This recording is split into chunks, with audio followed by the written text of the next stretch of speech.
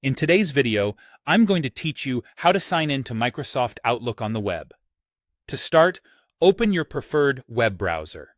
Any modern browser will work: Edge, Chrome, Firefox, or Safari.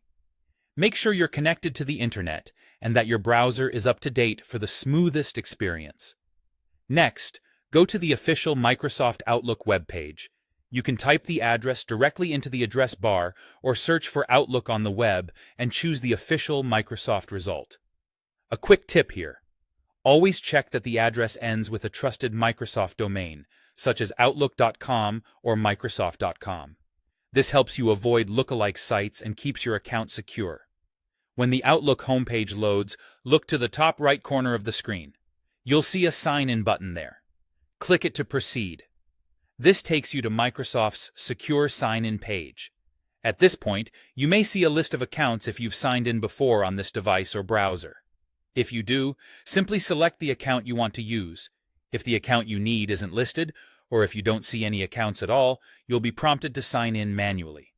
Enter your Microsoft email address, phone number, or username as requested, then continue to the password screen. Type your password carefully, paying attention to uppercase and lowercase letters. You might be asked if you want to stay signed in. Choosing to stay signed in can save time on your personal device by keeping you logged in across sessions. If you're on a shared or public computer, it's safer to decline this option. For added security, you may also be prompted to complete two-step verification.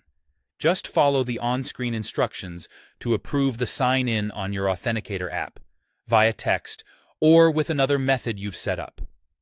If you encounter the account chooser again and you're not sure which profile to use, look for the one associated with the email address you use for Outlook.